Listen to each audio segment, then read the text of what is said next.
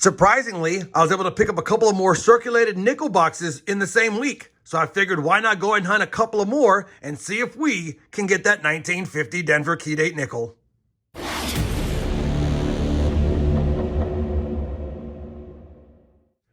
Hey everyone, it's RobFindsTreasure and welcome back to my channel. As many of you know, we've been stuck on that 1950 Denver minted key date Jefferson nickel to complete the Series 2 album. And this is already going to be episode number 140 with boxes 143 and 144 for the Series 2 album. Now we're trying to beat the Series 1 album. It took us 167 boxes to do so, and we only have 25 boxes left.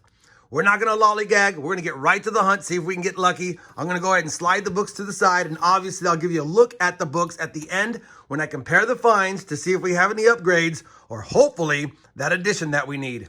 Now, they are circulated boxes to my surprise. I already popped the top of this one to make sure because it's sealed and definitely have circulated nickels, and I can tell by the holes in the bottom of this one, they're also circulated nickels. So, without further ado, let's go ahead and crack open the top of this box, see if we have any fancy enders.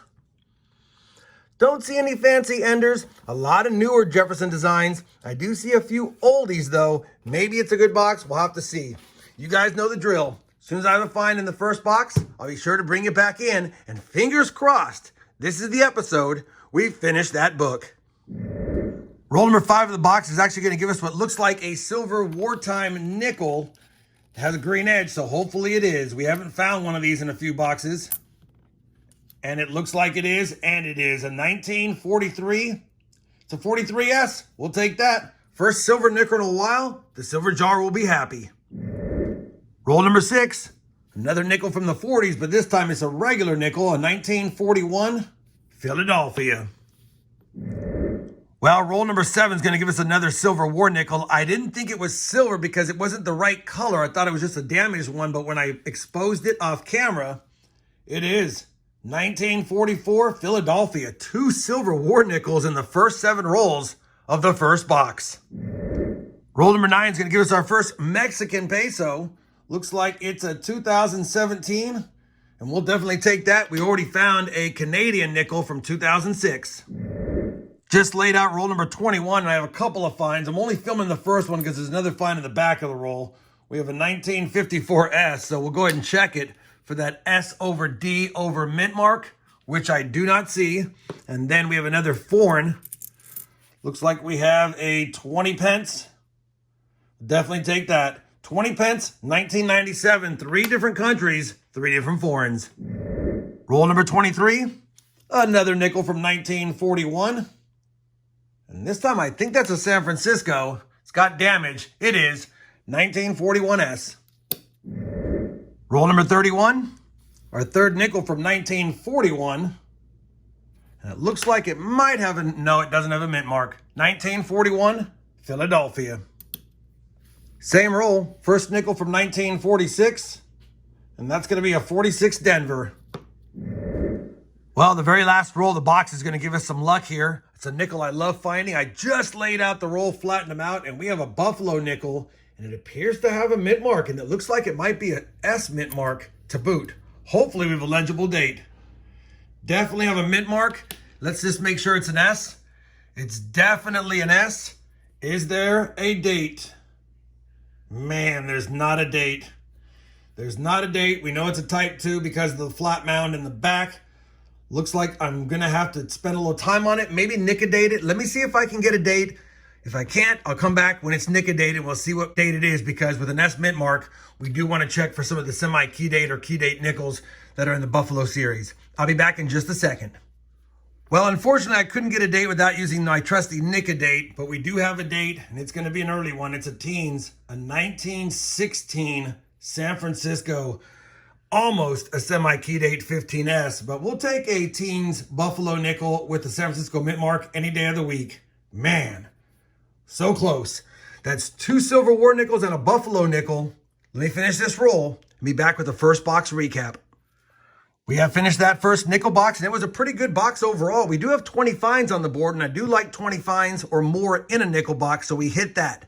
On top of that, we started off hot with a couple of silver war nickels, and I thought maybe we're going to have a little war nickel dump, but I'll take the 2 I got, and we got the Buffalo to boot. No 50D, but we did get one slightly better date that I didn't film. It's a 1958 Philadelphia, has a lower mintage. And then, of course, you saw the 4 foreigns, 2 from Canada, 1 from Mexico, and, of course, the British 20 pence. Not a bad start to box 1, but still no 50D. All right, let's move on to box number 2, and I'll be sure to bring you guys back in when I have a first find of the second box. Third roll of box 2 is going to give us our first find, and it's going to be a 1948 Philadelphia. Roll number 11, our first nickel from 1940 Philly. Roll 69 of the 2-box hunt, and we've got another nickel from 1946. This one's a 46p, and I'll check it to see if it's one of the Henning nickels by its weight. Roll number 86, a nickel from 1941. And that is probably a San Francisco, and it is. Roll number 87, yet another 1941 Jefferson nickel, also a San Francisco. Roll number 97, almost out of rolls, but we did find another 1946 Philadelphia nickel. We have finished that second nickel box. It was a little bit lighter on the finds, only 19 in box 2. We have a total of 39 now for the hunt, not including the 3 nicer nickels that I'll get to. Obviously, we didn't find the 50D, but it was still a good 2-box hunt overall. Of note, we have 3 nicer nickels, a 63D and 2 64Ds. They look almost uncirculated, so I'm definitely going to hold on to those. We got 2 Canadian nickels, the Mexican peso coin, and the British 20 pence from 1997. As far as the lower mintage nickels, all of these are under 30 million minted. We have a 51D, we have a 52S, 2 54Ss, a 58P, and a pretty nice 1959 Philadelphia as well, which I will definitely take. The finds of the hunt are going to be the 2 Silver War nickels, the 43S, and the 1944 Philadelphia.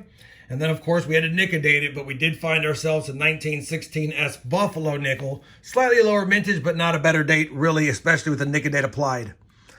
Obviously, we're not going to slot a 50D. We don't have any of the nickels for the Series 3 Side Finds book, but maybe an upgrade or 2. Let's just take a look, and I'll be back with a look at the books and some final thoughts on this 2-box nickel hunt.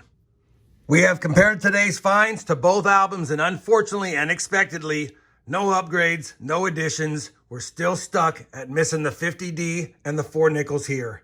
That's now 144 boxes searched for Series 2. Only 23 more boxes left to find that 50D to beat the Series 1 set of books. Series 3 continues to struggle. We're still missing those 4 key date nickels, of course, and we haven't found a key date find in quite some time, although we have found some better dates and some semi-key date finds. That being said, it was still a good 2-box hunt. We had 39 finds. I get to add a couple of silver nickels to the silver jar. Found an older Buffalo nickel and a few other finds.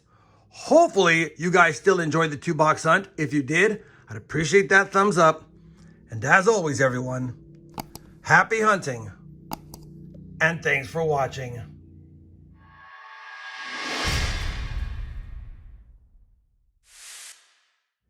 Any silver at face value is good silver for the silver jar.